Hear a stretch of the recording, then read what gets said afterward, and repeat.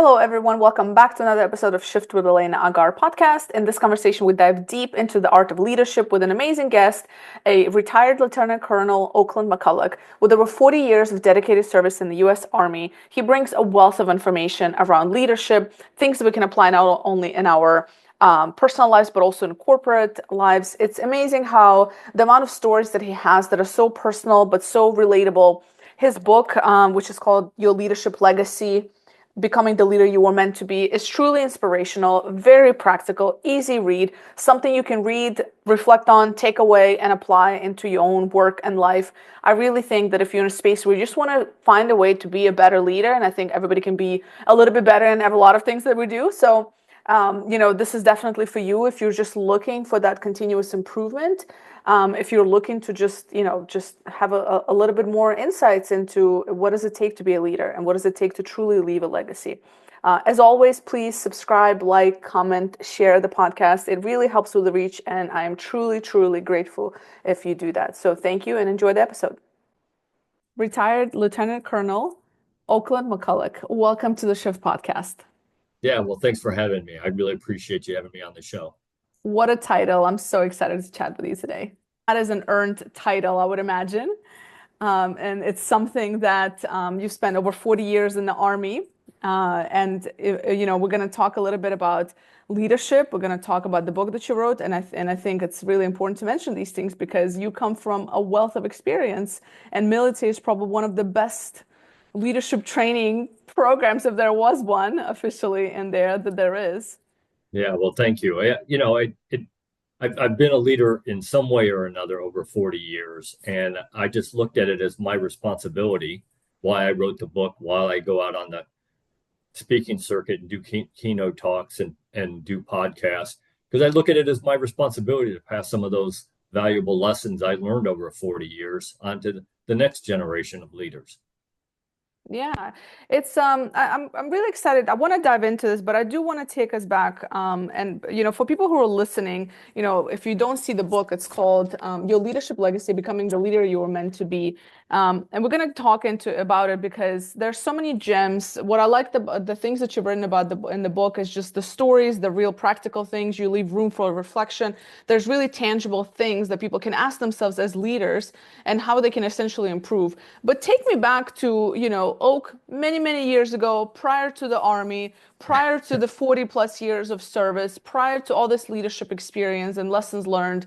Take me back to what inspired you to pursue this journey to begin with. Yeah, well, I grew up in a small little farm town in northern Illinois. And there were 1,200 people in our town. And when I say everybody knew everybody, I mean everybody knew everybody in our small little town. And I was always the captain of my baseball team, football team, basketball team, was student government president, student class president. So I dabbled a little bit in minor leadership, even in high school. And what really, I think, set me on the road to do this, to do the leadership piece, I had two really great mentors in high school, besides my father. The other two was my high school history teacher, Mr. Charles Schindler, who I stayed in contact with until he died about 18 months ago. And my high school basketball coach, Coach Terry Nizwicki, who I still stay in contact with. And they were both servant leaders. They understood that it wasn't just about teaching history or putting together a great basketball team. It was about helping to create good young men and women who were going to be good husbands, good wives, good fathers, good mothers, productive members of society. And you could walk into their office or any time with any problem, and they would take the time to sit down and talk to you. And they might not even be able to help you with that problem, but they could at least walk you through some thoughts on what you could do to help yourself. And I think that's what a good leader does. And that kind of was cemented into my mind as I was moving forward throughout my career of what a good leader does. And it's all about servant leadership. Mm. It's so important. You mentioned, since one of the biggest things that young people come to me with is like, how do I find a mentor? How do I learn from others? And I think it's, and maybe this is the I don't know if it's a pessimist or a realist in me, but I see less and less of those role models in Yep. today's society. And I don't know if it's just my experience, and maybe I'm just I don't know, maybe it's just what I observe. Maybe I'm biased for it, and so I don't. Maybe I'm so pessimistic around it that I just don't see it. Or is it the reality? Is it really that we're missing a lot of great examples of leadership today, in particular, even in the workplace? What are your Yeah, thoughts? I think what we are accepting as leadership today in every profession and at every level is horrendous. People have the title, but they're not really a leader. They're more of a boss than a leader. But you hit it right on the head. People helped me to throughout my career as mentors. I tell people all the time that you need to be a mentor and you need to have a mentor. I don't care how high up in the organization you get, you still need a mentor. And I said that at a first responder conference, I don't know, about 6 months ago. And in the back of the room, somebody yelled out, I'm the chief of police. There's nobody above me. And where am I going to find a mentor? And I said, really? Look around this room. I said, there's plenty of people. The mentor doesn't have to be in your organization. The mentor does not even have to be your profession. In fact, I encourage people to have mentors outside their profession because people in your profession look at things like this. You're all looking at it the same way. You've grown up in the same environment, the same culture, probably got all the same training. You don't look outside the box it's harder for you and the people in your profession. You have a mentor outside your profession, they bring a whole set of eyes, new set of eyes to that problem or that issue. So you got to have a mentor. And, again, I tell people for somebody to be your mentor, they have to have some knowledge or skill that you need. They have to want to be your mentor and you have to trust them. Those are the only three qualifications for a mentor. Doesn't matter what their profession is. Doesn't even matter if they're higher or lower than you in a rank structure. Mhm. I can tell you right now, I've learned just as much from people that worked for me than people I worked for. Mm. I think that's a valid point. I think there's this misconception of mentorship is, and I think you clarified that very well. It's just an opportunity to learn from any. It's just a way to learn essentially, and you can learn from just about everybody if you're willing to see it, right? And then of course, then it depends on kind of where you want to grow and so on, and maybe it becomes more specific. But generally speaking, and you see also some companies starting to implement these reverse mentorship roles where they're educating the more senior professionals. They're partnering up with like the younger professional, more senior professional, have this reverse mentorship. But still, I see that a lot of, at least mentees in particular, don't always necessarily know how to be a great mentee. And it seems like it's like this one-way street. So what have been your experience with that? Yeah, Yeah. Hmm. yeah, I think you can learn just as much from somebody else, even if you're the mentor. I mean, Mm. I've been mentor. I've had my hand in commissioning over 600 lieutenants for the Army over my career, and I still stay in contact with a lot of them, and I still learn stuff from them. And they use me as a mentor, and I'm always happy to be a mentor to somebody. But I learn just as much from them, because you got to understand your job and their job, and especially with this generation, I'm not, technology is not my friend. Okay. If I have a problem with technology, who am I going to go talk to? It's not going to be my peers because they're not any more comfortable with it than I am. I'm going to go down to somebody that works for me, who I know is good at it and likes it. And I can learn just as much from them. So I think, when you are being mentored, you have to also understand that the person who's mentoring you can learn from you in certain situations and figure out what those are, and you do your part to be a good partner in that mentoree Hmm. environment.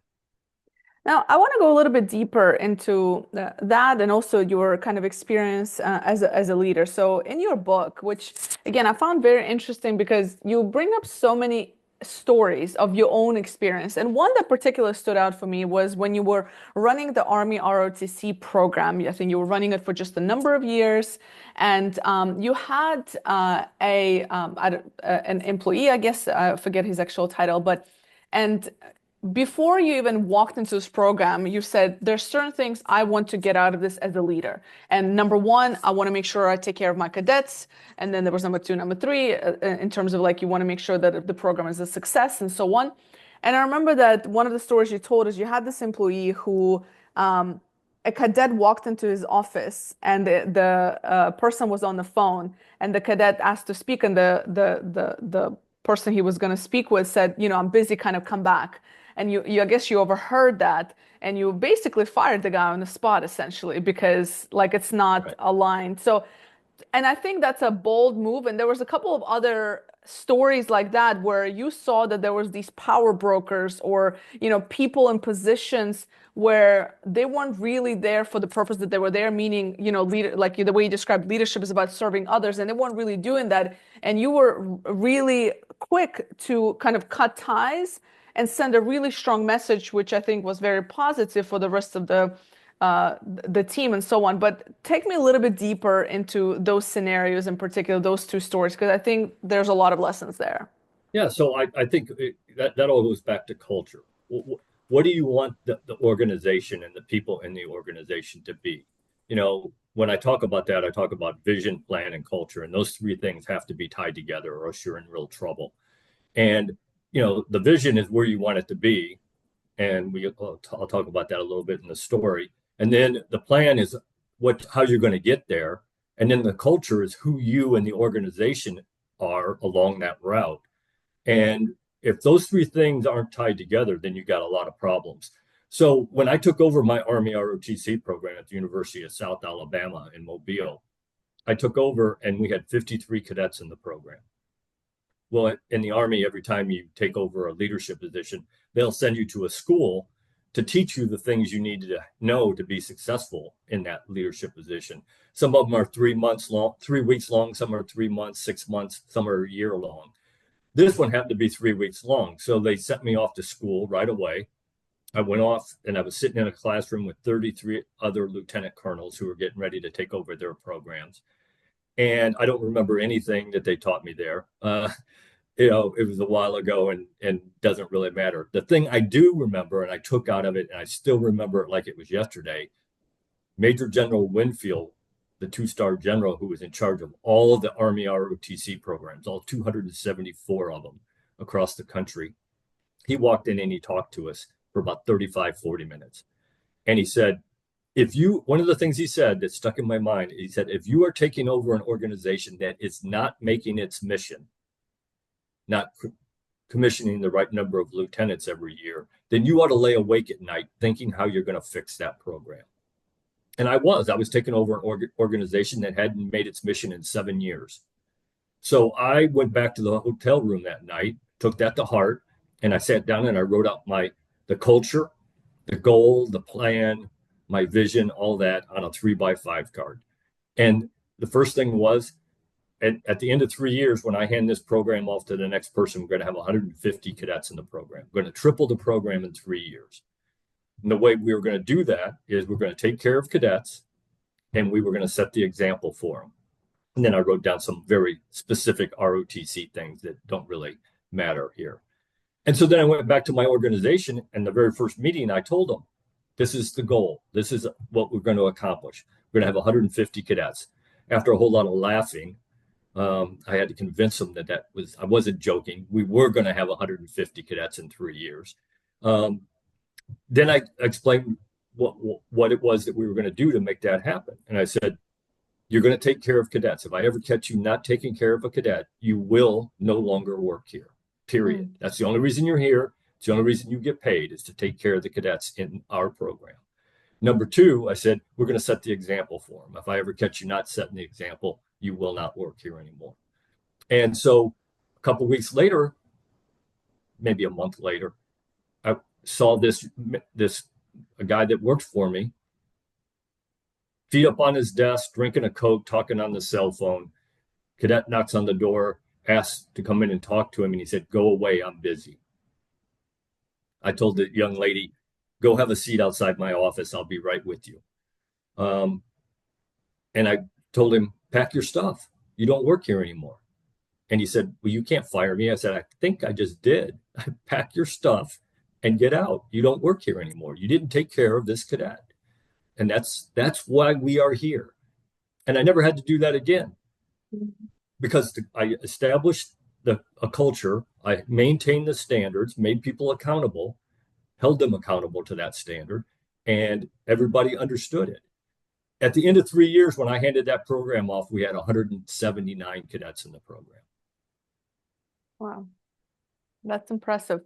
So what I'm curious, because I'm thinking, I was like, different challenges that companies have and like organizations have right now, and in the military, maybe it's more, I don't know if it's more acceptable, but I can imagine like if this happened in an organization, like it's so sensitive, and I don't know how we got here, but it's like the world of work and employee relations and performance is so sensitive. Like I'll give you an example, and I'm sure you know, but although like I live in the state of Virginia and it's at will employment, so basically you can be let go at any time, but rarely do companies actually do that because there's so much room for suing somebody and so on. So there's a lot of that.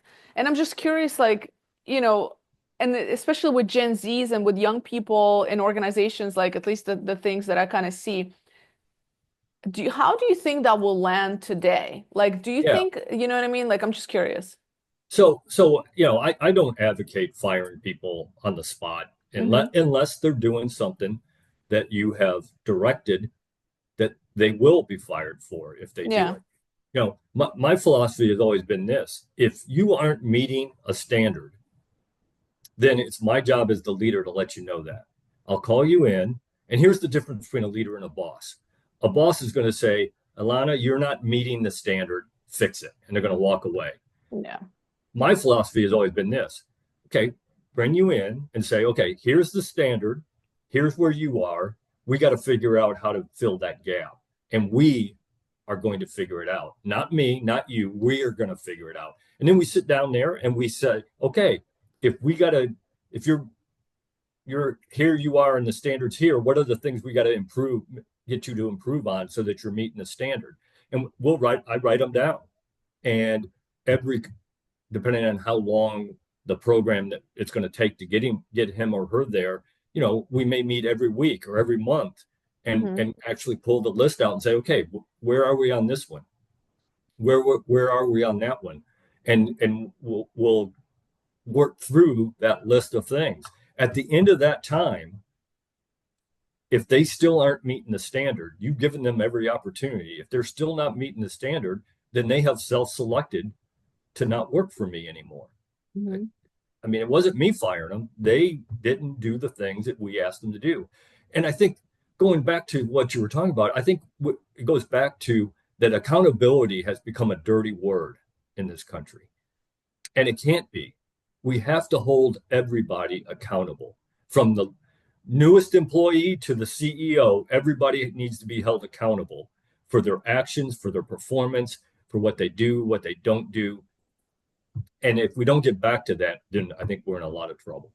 I tend to agree. I see this quite a bit in organizations, and I see the negative impact of this kind of lack of accountability, this very, I don't want to say soft, but I can't think of a different word right now. So softer approach to performance management. And I think it's almost like it's counterproductive to actually helping that person grow because it's not benefiting to them, and I always see it's not benefited to anybody, not to anybody, them, not the organization, not you as a leader. It's toxic is what it is. So, I mean, I forget who said the quote. I wish I could think of it off the top of my head, but said, if you want to drive good people away, tolerate bad people. Yeah. And I'm just thinking of people who are listening to this and they say, you know what, it sounds great, but when do I find the time as a leader to invest into, managing a performance together with that poor performer, for example? Well, and I'm not saying that you have to do that for everybody in your organization. You've got people that directly report to you. You hold them accountable for it. Mm-hmm. You make them responsible to do that with the people that they have the direct contact with. And you just basically have to do it with the people who have direct contact with you, unless there's a specific person that you decide you need to get involved in. Yeah. But you know, you got a great point. I mean, we all have time is the most valuable thing, without a doubt, because we only have so much of it, and there is no more. But my argument to that is, what happens if you don't do those things? If you don't do that direct counseling? And look, counseling has two parts as far as I'm concerned. It isn't to point out blame. It's to figure out a problem and fix it. And it's also to acknowledge people who are doing a good job. You got to do positive counseling as well. You see somebody do something well that you want to reinforce, make it public. Acknowledge it in public in front of everybody else. That reinforces the culture, the standard that we are going to have accountability and we are going to get results.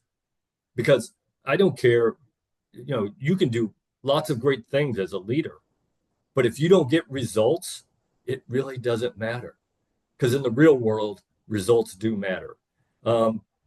And you got to demand that as a leader. You have to demand results. And the way you do that is you establish a good culture, you establish standards, train people to standards, and then you hold them to that standard.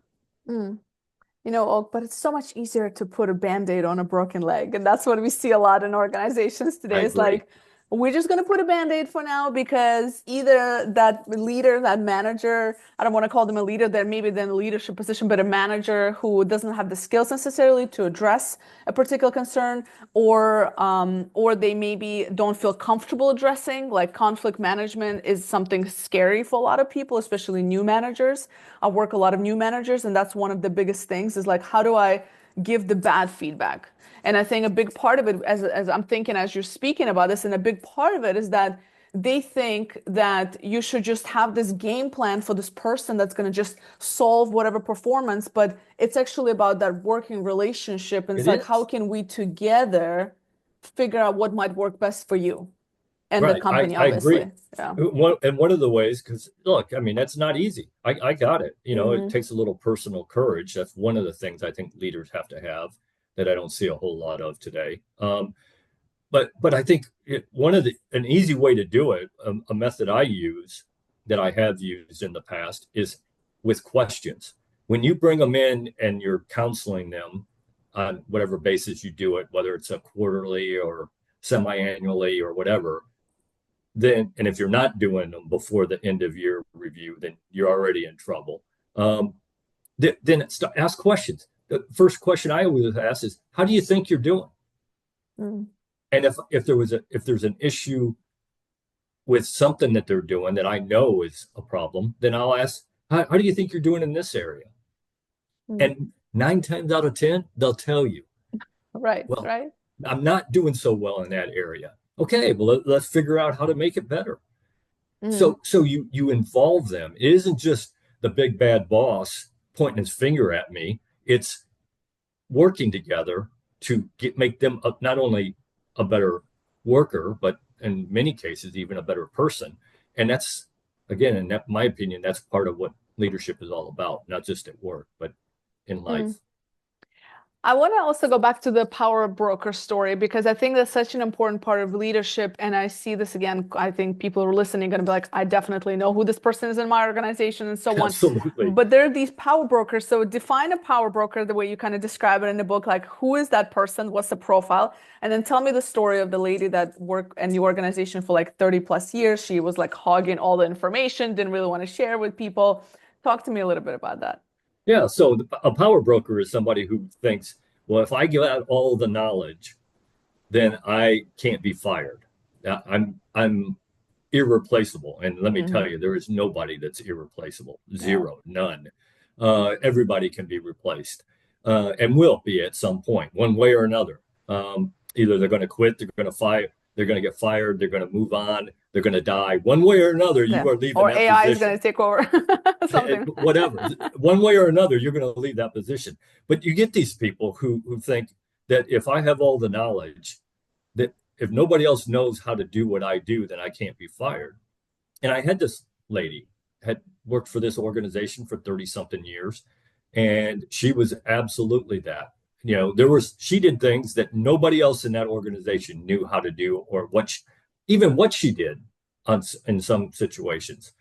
And I kept trying to get her to share that and let's delegate some of that stuff, not only to take a little bit off your plate, but also to help develop these other young people who are coming up in the organization, so that when you leave, we've got people to step in and take that.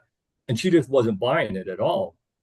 And, I tried and tried. And then finally one day I just said, okay, I've had about all I can have of it.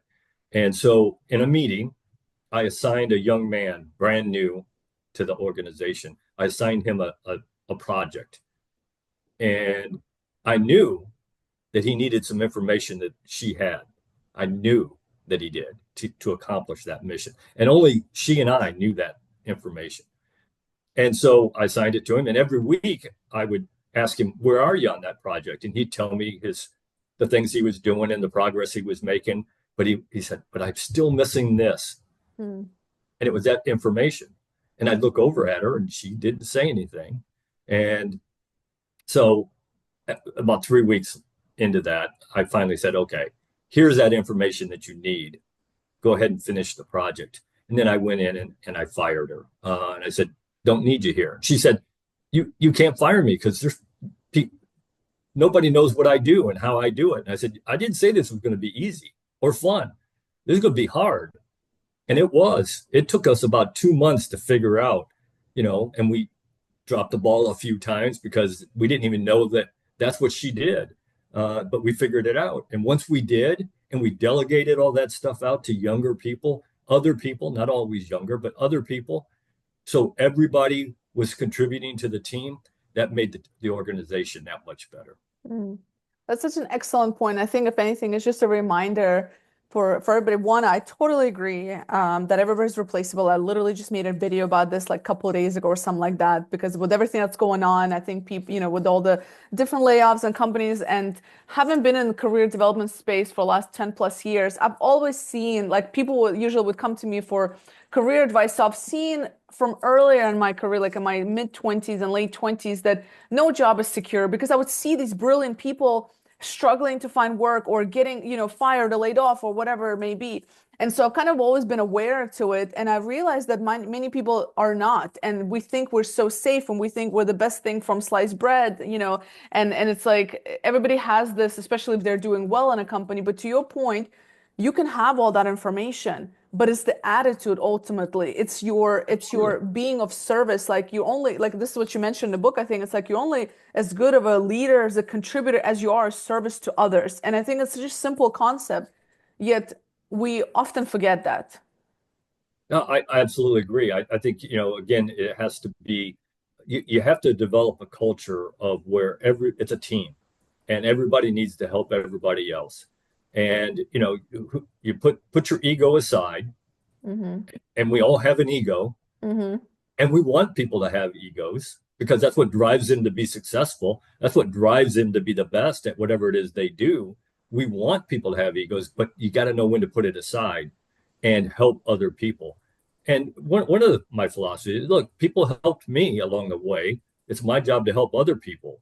And if you can develop that culture where it is a community, not just a place where people come and work for 8 hours, draw a paycheck and go home, but where they actually care about the organization and the people in the organization, then you're way ahead of your competitors for the most part in today's world. Something else that you spoke to that when I've read it, it really hit me, because I realized that personally in my roles, it's sad to say, but I think I really just came to realize these things just in very recent years. Also, I've held like leadership roles, but it's only in recent years I've came to realize this thing, and you talk about it. And what it was I think you were sharing with your wife, and you were speaking, you were talking about basically how exhausted you were after speaking to young folks, like young people at universities, and although it was so fun for you, like it's a fun thing, and it's like, well, they're just, the young people, you were there to educate them, and so it's like a fun thing. But what you said is like, because you had to you had to lead by example. So you had to be, you had to maintain that persona, that posture, and it's like it's exhausting because it is almost like you have to watch every move because they're watching you. So that's kind of what. Absolutely. Am I right? Was that? Do I remember that story correctly? Yeah, when I recruited for Army ROTC as a Mm-hmm. Department of Army civilian, I'd go around and I think at the height, I think I was going to 42 high schools here in Mm-hmm. Mm-hmm. Florida. And I'd go for the whole day and I'd talk to 6 or 7 different classes. Not always the same thing. I did talk about the same thing every time, but a lot of times it was the exact same thing 7 times. And at the end of that day, I felt like somebody had beat me with a baseball bat. I mean, Yeah. it was just exhausting because you're on display that entire time, and you want to set that example because you're right, people are watching. Mm-hmm. And if you don't believe people are always watching, then you're pretty naive, okay? Because they are. They watch everything you do. Yeah. And but that's part of being a leader. I mean, are we all perfect? Are we perfect all the time? Absolutely not. There's Right. nobody perfect in this world. I keep trying to convince my wife I am, but she's not buying it. You'd think after 38 years I could convince her, but no. Um, but that's okay if you make a mistake because you're going to make mistakes, but you need to try to set the example in everything you do. And when you make a mistake, that's okay.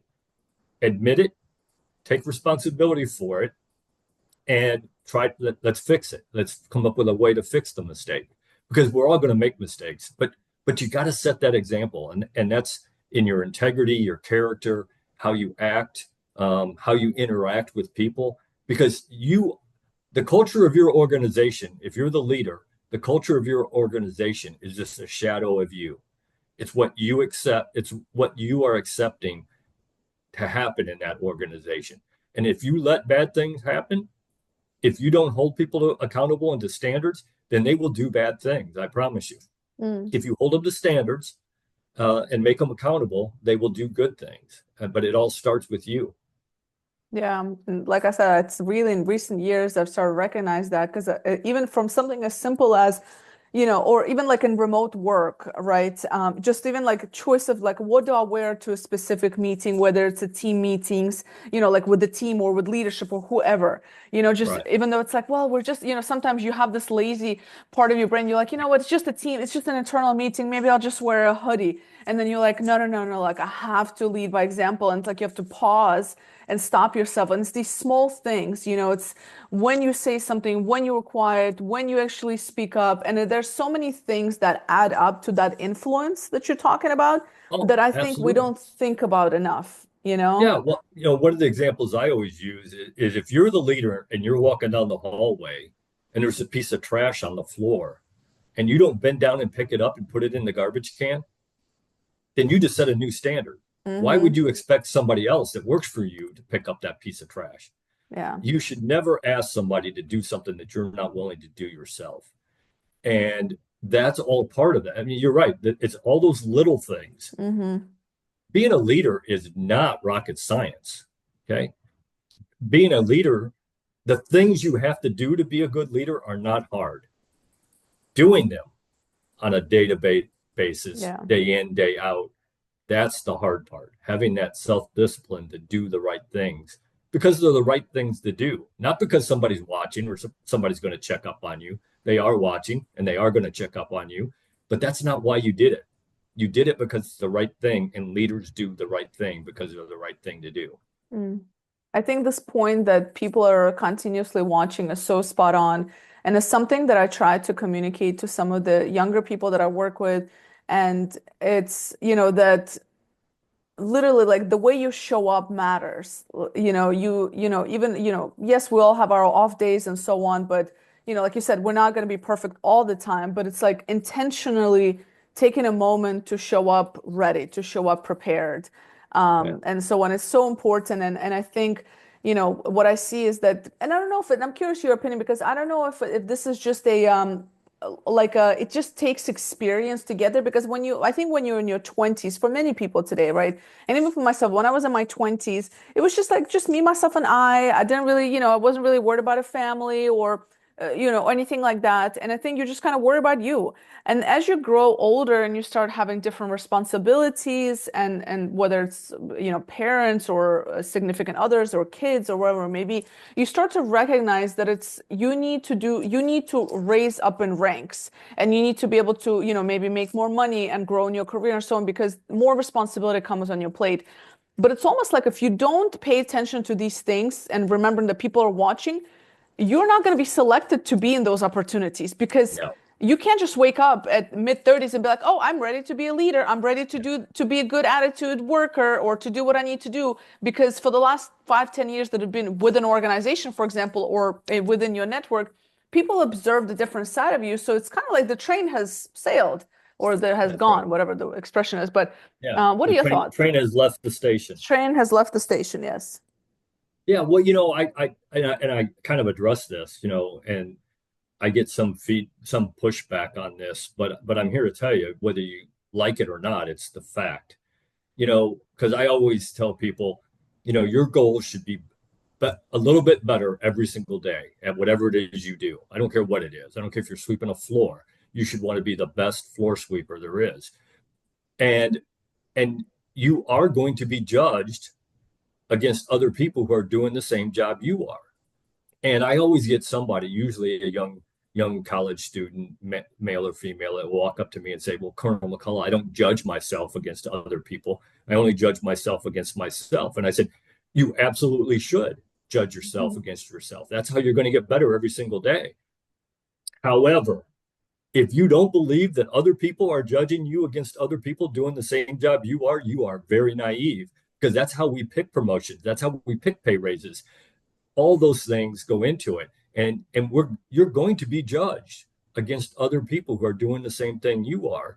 And you're going to be judged even on your choices of doing things.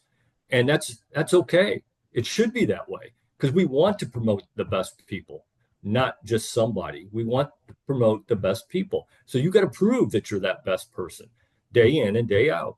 Now, I got it. Not, there's days when you wake up and you're not motivated.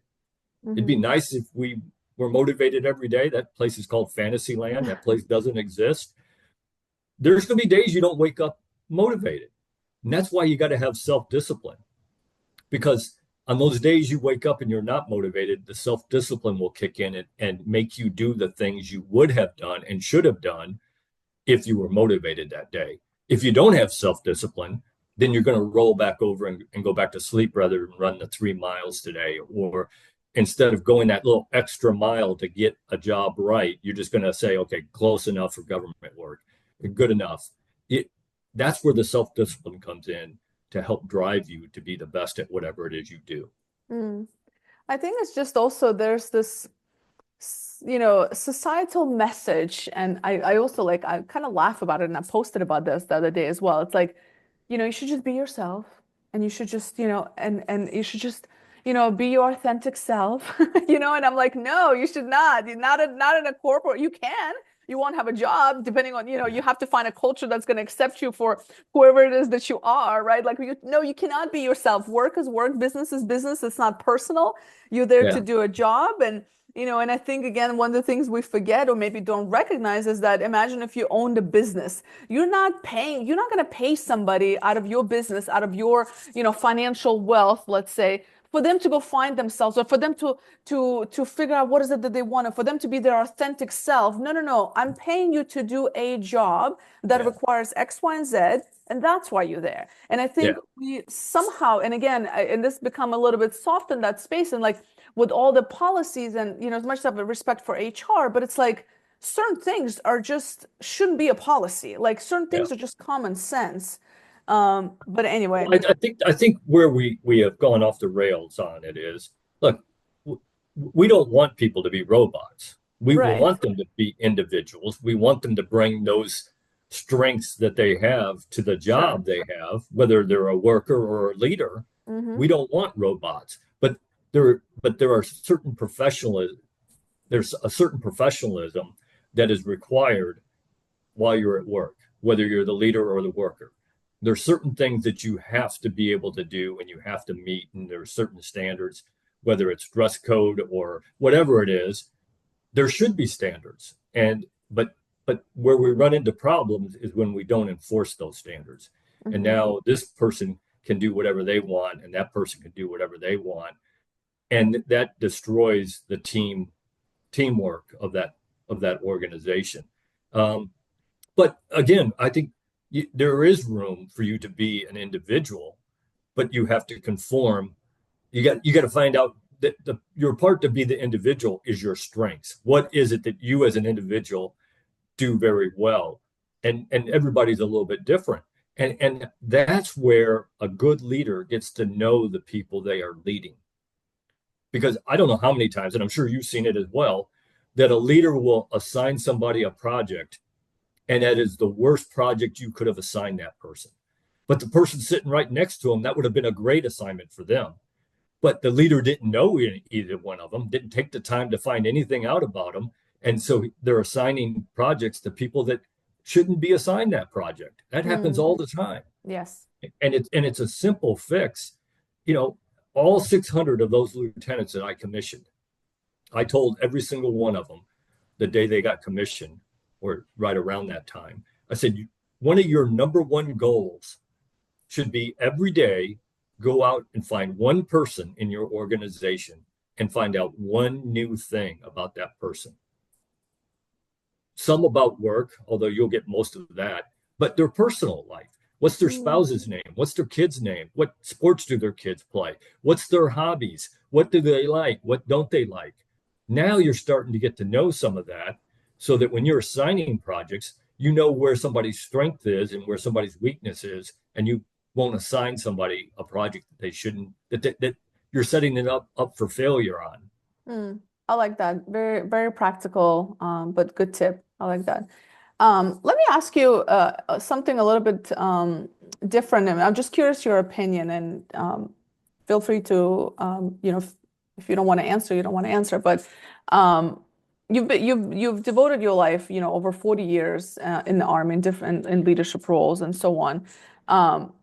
So first of all, thank you for your service. And as you see this trend of, at least the statistic that I see is that it seems that less and less, especially young men, are even able to enter the military, whether it's due to mental health, physical health, some sort of, learning disability. So there's so many things, or it's just they don't want to, because it seems like the hard thing to do, so to say.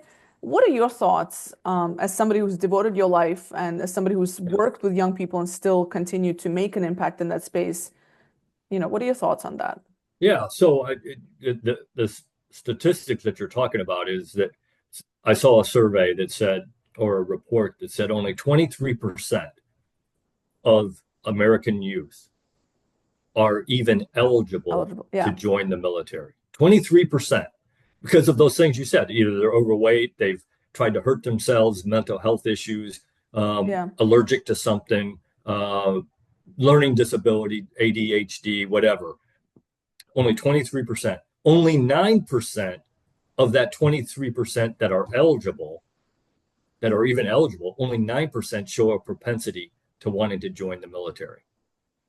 So you've got Army, Navy, Air Force, Marine, Coast Guard, Space Force, Merchant Marine, all competing for that 9%. But here's what I think is the problem, why we only have 9%. Because we have destroyed the culture of the military. When I joined, I knew what I was joining for: to fight and win our nation's wars, to defend the American way of life, to defend the Constitution of the United States. I think we have diluted so much of that with all the other programs that we have, that isn't what's driving people today. A lot of the young people that I helped recruit, I just upfront and honest, they would say, look, I want to get my college paid for. I'll do my time in the military as an officer, and then I'm probably going to get out. It wasn't the patriotic reason they were joining. They were joining for the monetary reason. And I think that's a huge part. I think the other and I think this is everywhere in every profession. I think this great resignation that we're seeing across America and the Western world is Mm, that people are fed up about not being taken care of. Not they're treated as a number. They're treated as just an employee. They're not treated as a member of the team, a valued member of the team, and they're fed up with it. And Richard Branson said, train people well enough that they can leave, treat them well enough that they don't want to leave, and that is hmm. absolutely true. Yes. And I don't see that happening today, and I Yeah. don't see it in the military either. But in every profession, I see that going on. That people just leaders aren't taking care of the people that they have the privilege to lead, and it Mm. is a privilege to be the leader. And unfortunately, too many leaders today have forgotten that.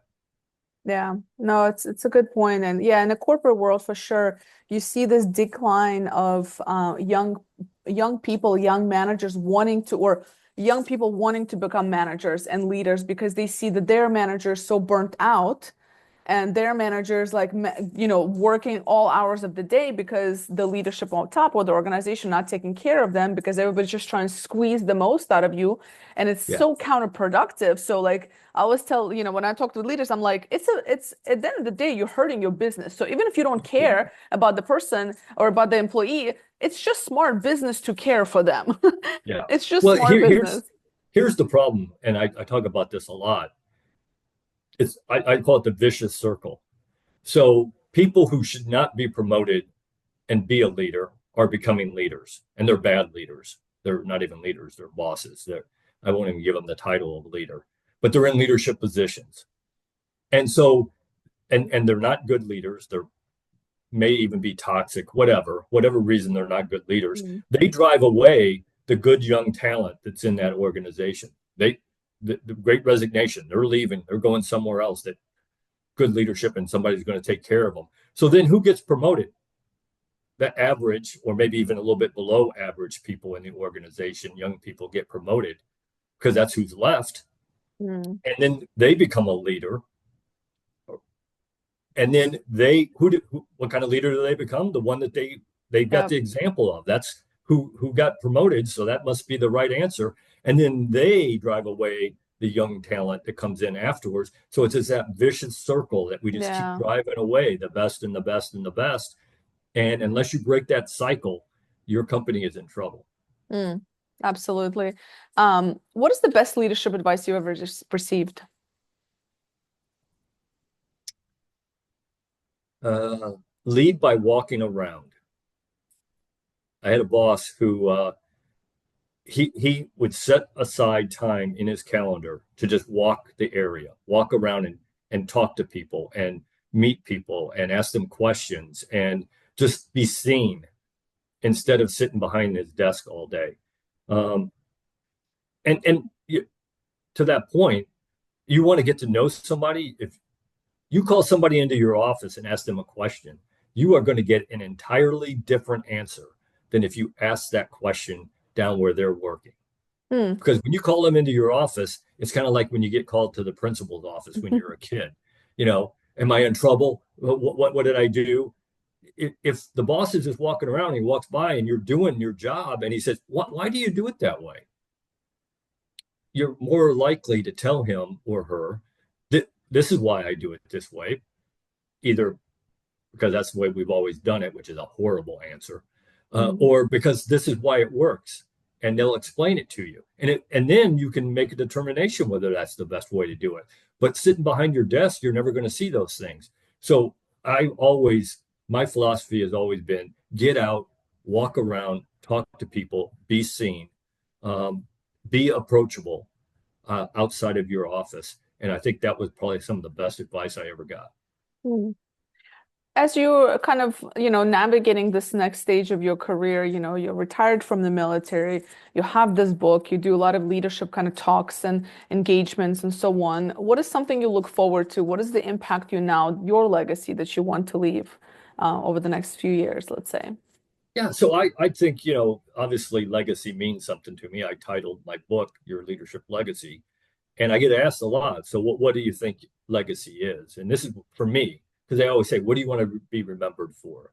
And I always tell them I want to be remembered as a servant leader who made a difference in people's lives.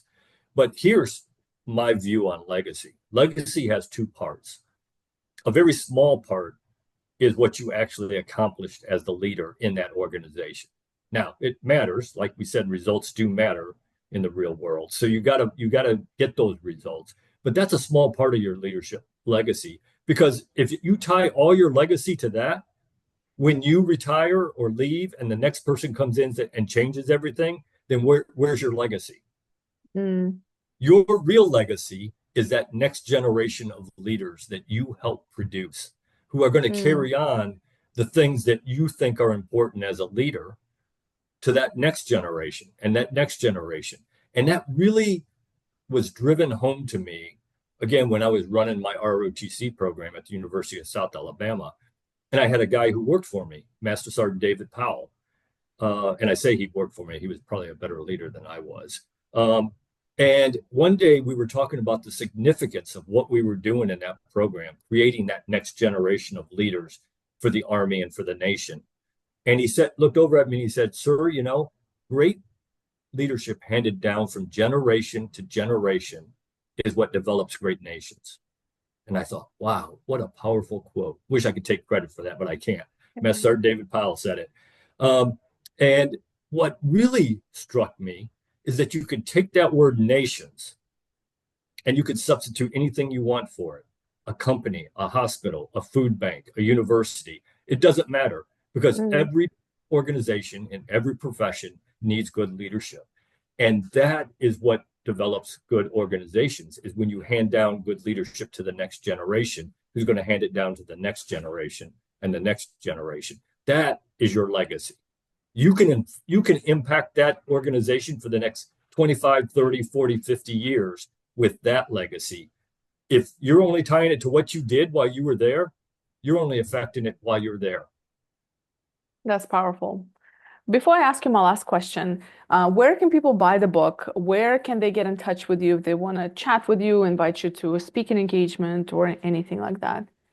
Yeah, so I have a website, www.ltcoakmcculloch.com. And on there, it has all my social media, which is how we connected on LinkedIn. But it's got a link to all my social media. It's got a link to the book that will take you straight to the Amazon site. And you can buy it. It's hardcover, paperback, ebook, and Audible. And I did the reading on the Audible book. Nice. The only other voice on there is my wife. She did the forward because she wrote it, and she did about the author. So my bio, basically. And then it also has my cell phone number and my email address. And if you want to reach out to me, certainly connect with me on social media. If you want to reach out to me to set up a Zoom meeting or to talk about me coming to be a speaker at your event, I would love to do that. Beautiful. I'll make sure to include all that in the show notes. I really, really recommend this book. It's a very easy read, very practical, lots of moments where you can just pause. I mean, I've read a lot of leadership books. Obviously, I'm a huge leader. Most of these books are on some kind of performance and leadership stuff. And it's a really good book. Really, I mean it, Oak. It gives you a pause. And even through this conversation, I learned, and you made me reflect and pause on my own kind of way that I lead, and the book definitely made me pause as well. So I appreciate you writing the book. It is a very good book. So thank you. Well, I didn't want it to be about theory. I don't think I mentioned the word theory in that. No, book. It's very practical. It's everyday things that every leader can do to improve their leadership skills and abilities, and key ways to help empower the people that you have the privilege to lead, to be better workers, and in some situations, better people. And again, I think that's part of your responsibility as a leader. The last question I ask all of my guests: what is one question you wish people would ask themselves more often? That's good. So I'm a huge believer in reflection. In your professional life and in your personal life.